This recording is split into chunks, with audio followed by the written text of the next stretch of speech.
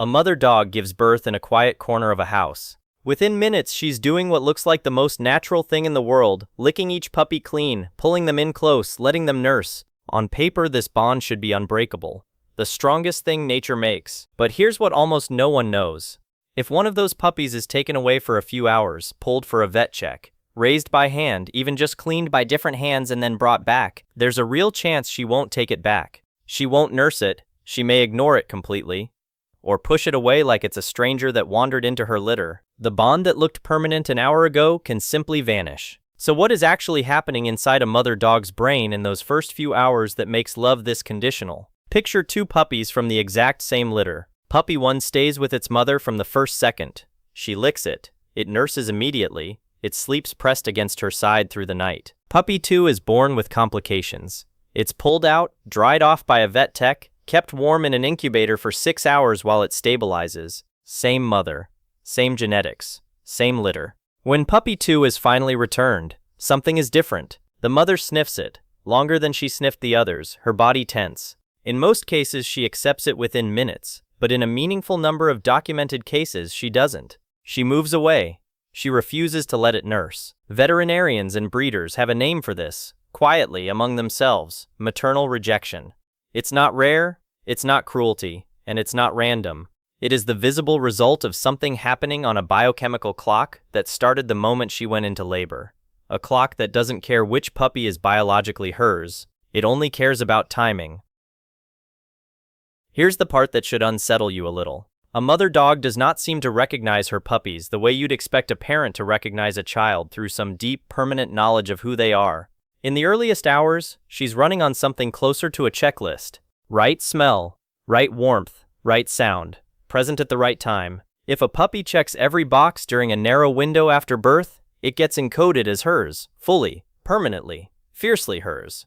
She will defend it, clean it, starve herself before letting it go hungry. But if a puppy is absent during that window, even for reasons that have nothing to do with rejection, illness, a C-section delay, a human stepping in to help, it can fail the checklist. And once that window closes, presenting the puppy again doesn't always reopen it.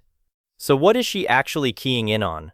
Mostly scent. A newborn puppy is functionally blind and deaf for its first couple of weeks. Eyes sealed shut, ears closed. Smell is almost the entire conversation between a mother dog and her litter. Each puppy carries an amniotic scent at birth, and as the mother licks and nurses it, that scent gets layered with hers, a kind of chemical handshake repeated over and over in the first hours.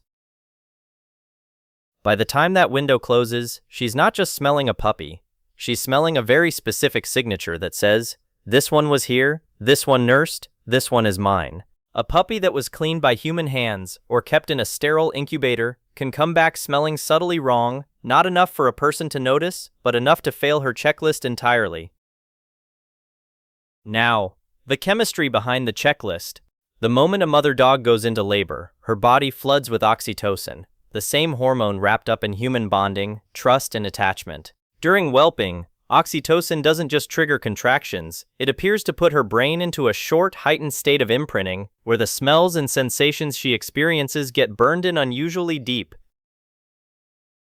This is why the licking, the nursing, the close contact in those first hours matters so much. It's not just hygiene. It's very likely the mechanism by which this puppy becomes permanently filed as my puppy. Once the oxytocin surge from labor fades, that heightened window appears to close with it. The door doesn't stay open indefinitely. It opens once, briefly, and then it's mostly gone. Here's where it gets genuinely strange. Breeders and veterinarians have known about this window for a long time, mostly through trial and error, and they've developed a workaround that sounds almost too simple to work. If a puppy is rejected, pushed away, ignored, refused at the teat, one of the most reliable fixes isn't medical at all. It's scent. Rubbing the rejected puppy with bedding the mother has been sleeping on. Rubbing it gently against one of its accepted litter mates, so it picks up the litter's collective smell. In documented cases, this single act, restoring the correct scent signature, is often enough to get a mother to accept a puppy she had refused only hours earlier. Not medicine, not training, just smell, reapplied.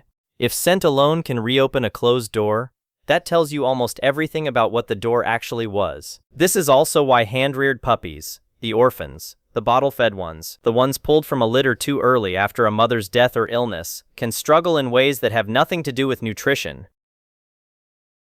They're physically fed and warm, but they miss the specific window where a mother dog's brain does its filing. Veterinary behaviorists have observed that puppies raised without that early maternal contact can show subtle differences later in how they read other dogs, in how they handle stress, in how easily they bond.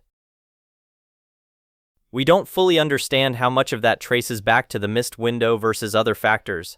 What we can say is that the first hours after birth aren't just about survival, they appear to be doing something quieter and more permanent, wiring a sense of belonging that once missed is very hard to fully replace. And here's the detail that makes this feel less like biology and more like something closer to memory. Mother dogs who do accept a returned puppy after the window has technically closed, through scent transfer, through patience, through a breeder gently reintroducing the litter, don't just tolerate that puppy afterward. In many documented cases, they treat it identically to the others. Same grooming, same defense, same willingness to go without food before letting it go hungry. The bond isn't a lesser, backup version of love. Once it does take hold, it's whole. Which means what looked fragile a moment ago was never actually shallow.